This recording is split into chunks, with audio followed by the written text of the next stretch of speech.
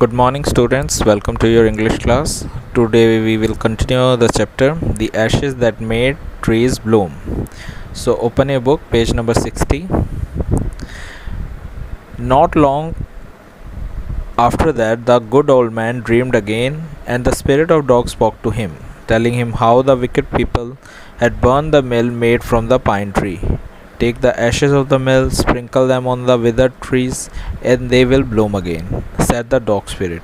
So, once again, the dog came into the dream of his master and he told him that the wicked, जो बुरे bull old people थे, जो उनके पड़ोसी थे, उन्होंने वो पाइन मिल, जो उन्होंने बाउल और मिल बनाया था, उसे वो बर्न कर दिया है। तो डॉग ने कहा कि आप उनकी एशेज़, जो राख है, उसे उठाइए और ट्री के ऊपर गिरा दीजिए, तो वो वापस उग जाएगा।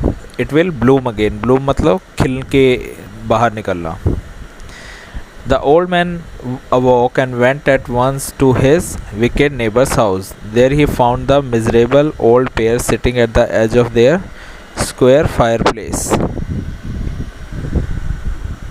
in the middle of the floor, smoking and spinning. From time to time they warmed their hands and feet with the blaze from some bits of the mill, while behind them lay a pile of the broken pieces. सो जो old man है वो फटाफट उठा और वो अपने neighbours के घर गया। उसने देखा कि वो जो दोनों ओल्ड मैन और उसकी बीवी थी, उन्होंने आग जला रखी थी घर के बीच में और अपने हाथ पैर सेक रहे थे उससे, और जो मिल और बाउल था उसके कुछ टुकड़े वहाँ आसपास गिरे पड़े थे और बाकी बचा हुआ वो उन्होंने जला दिया था।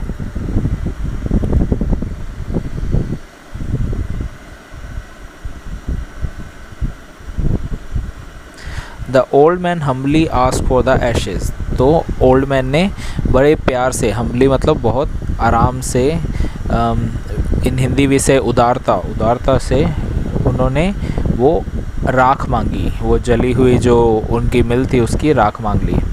दो the covetous couple turned up their nose at him and scolded him as if he were a thief, they let them fill his basket with the ashes.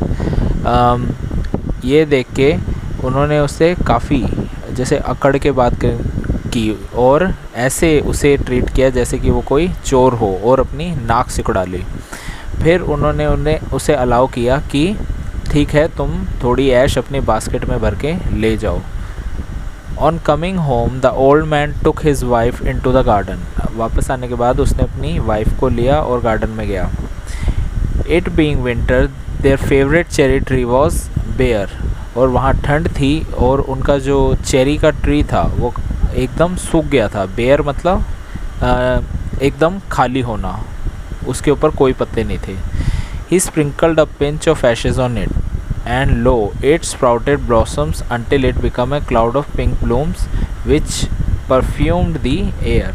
उसने कुछ राख उठाई और उसके ऊपर स्प्रिंकल मतलब बिखेर दिया, और जैसे ही बिखेरा तो क्या हुआ, उसके अंदर से पत्ते और फूल खिल के आने लगे और वो पूरा पेड़ पिंक कलर से भर गया, क्योंकि वो चेरी का पेड़ था, और उसकी खुशबू सारी हवा में फैल गई। The news of this filled the village and everyone run out to see the wonder. ये न्यूज़ पूरे गांव में फैल गई और सभी भाग के आए उसे, इस चमत्कार को देखने के लिए। The covetous couple also heard the story and gathered up the remaining ash of the mill, kept them to make withered tree blossom. So उन्होंने क्या किया, जो दूसरे कपल थे, नेबर कपल थे, उन्होंने भी ये न्यूज़ सुनी और उन्होंने क्या किया, उनके घर में जो ऐश पड़ी हुई थी मिल की, उसे उठाया और ट्रीज़ के ऊपर बिखेर दिया, उनके घर के पास जो ट्रीज़ थे। The kind old man, hearing that his lord, the daimyo, was to pass along the high road near the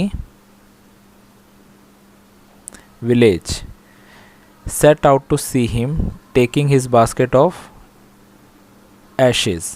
सो उन जो ओल्ड मैन थे, जो अच्छे ओल्ड मैन थे, उन्होंने सुना कि उनके जो सिटी के, उनके जो प्लेस के जो राजा थे, डायमियोस, वो वहाँ से गुज़र रहे हैं और वो उनको देखना चाहते हैं और उनके बास्केट ऐश की। As the train approached, he climbed up into an old withered cherry tree that stood by the wayside.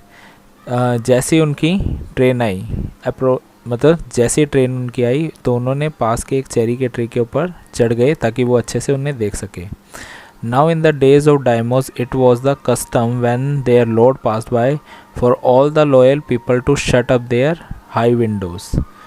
They even pasted them fast with a slip of paper so as not to commit the impertinence of looking down on his lordship. All the people along the road would fall upon their hands and knees and remain prostrate until the procession passed by. So वहाँ का rules था, जब से डायमियोस वहाँ के राजा बने थे, वहाँ के कस्टम मतलब वहाँ के रीति रिवाज ये थे कि सभी अपने घर की सबसे ऊंची वाली जो खिड़कियाँ थी उन्हें बंद करके रख देते थे और उसके ऊपर पेस्ट कर देते थे क्या, स्लिप ऑफ पेपर, या तो अखबार या मतलब किसी भी तरह के पेपर से उसे कवर भी कर देते थे ताकि जो लोग हैं वो अपने राजा को नज़रें झुका के ना देखे, मतलब कोई भी उनसे हाई पोजीशन पे होके उन्हें ना देखे। हर कोई ज़मीन पे होना चाहिए या तो ग्राउंड पे खड़ा हुआ होना चाहिए, क्योंकि अगर वो खिड़की से देखेंगे तो ऐसा लगेगा, ऐसा होगा कि राजा उनसे नीचे और वो ऊपर। तो ये उनके लिए एक तरीके से इंसल्ट की बात थी, इसलिए सभी क्या करते थे, खिड़कियाँ बंद करते थे और उसके ऊपर पेपर पेस्ट कर देते थे। All the people along the road would fall upon their hands and knees. सारे लोग जो रोड पे होते थे वो अपने घुटने टेक के घुटने टेक के और हाथ नीचे ज़मीन पे रख के झुक के उनके सामने झुक के खड़े होते थे जब तक उनका प्रोसेशन, मतलब जब तक वो उनका जो रैली सी होती है वो निकल नहीं जाती। द ट्रेन ड्रू नियर, जो उनकी ट्रेन थी वो आ गई। One tall, competent man marched ahead, carrying out the people by the way. Get down on your knees, get down on your knees, and everyone kneeled down while the procession was passing.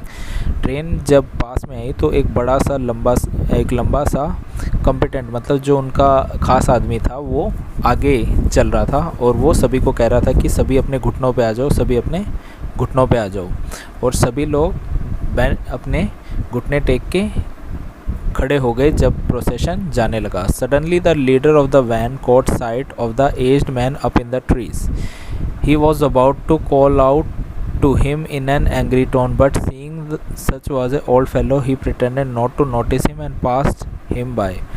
तभी जो उस rally का जो leader था उसने देखा कि एक आदमी पेड़ पर चढ़ के खड़ा है, फिर वो उसे बहुत गुस्से में बुलाने वाला था, क्योंकि ऊपर से देखना या पेड़ से देखना भी गलत बात ही हुई क्योंकि वो ऊंचाई पे होगा राजा से। पर उसने देखा कि वो काफ़ी बूढ़ा है तो उसने सोचा कि उसने उसे नोटिस ही नहीं किया, उसने एक बार उसे जाने दिया। So when the daimyo's palki drew near, the old man taking a pinch of ash from his basket scattered it over the tree. In a moment it burst into blossom. सो जैसे ही डायमस की पालकी जो है वो पास में आई तो उस ओल्ड मैन ने क्या किया, अब थोड़ी सी राख ली और पेड़ पे बिखेर दी और तभी क्या हुआ, वो खिल उठा। The delight daimyos order the train to be stopped and go out to see the wonder.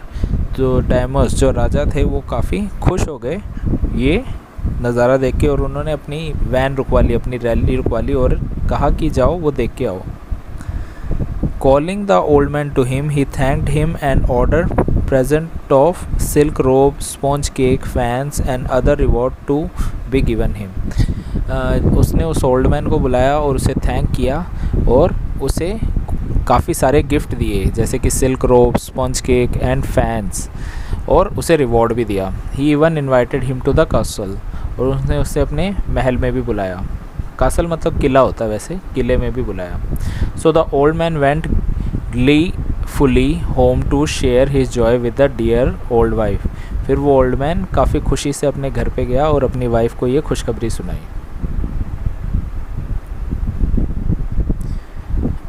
But when the greedy neighbor heard of it, he took some of the magic ashes and went out on the highway. There he waited until the daimyo's train came along, and instead of kneeling down like the crowd, he climbed a withered cherry tree.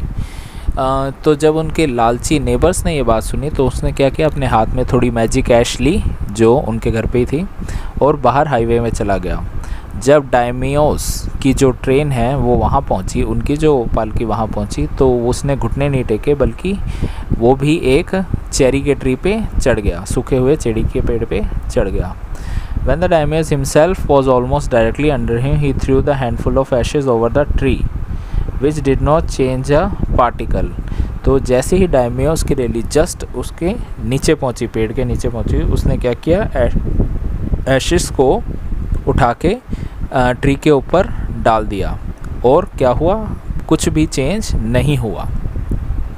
The wind blew the fine dust in the nose and eyes of the daimyo and his wife. और जो हवा चलने की वजह से वो जो ऐश particle, जो राख के पार्टिकल थे, वो कहाँ चले गए, आइज़ और नोज़ में, किसके, डायमियोज़ और उसकी वाइफ के। सच स्नीजिंग एंड चोकिंग, मतलब उन्हें छींक आने लगी और चोकिंग, खांसी होने लगी। It spoiled all the pomp and dignity of the procession. इसकी वजह से सारा जो शान थी और जो डिग्निटी थी उस प्रोसेशन की सारी ख़त्म हो गई। The man whose business it was to cry, "Get down on your knees," seized the old fool by the collar, dragged him from the tree and tumbled him and his ash basket into the ditch by the road. Then beating him soundly, he left him for dead. तभी जो आदमी सबसे आगे आगे चल रहा था, जिसका काम क्या था सभी को घुटनों पे लाना, उसने क्या किया, उस बूढ़े आदमी को ऊपर से नीचे उतारा, कॉलर पकड़ के उसे सबके सामने घसीटा, उसकी बास्केट, और उसे सड़क पे घेर दिया और उसे बहुत बुरी तरह मारा और उसे वहीं मरने के लिए छोड़ दिया। Thus the wicked old man died in the mud, but the kind friend of the dog dwelt in the peace and plenty, and both he and his wife lived to a green old age.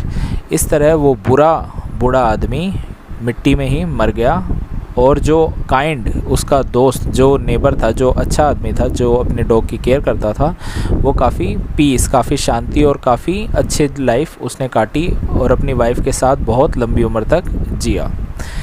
I hope you have understand this chapter. Complete its question answer and submit to your class teacher.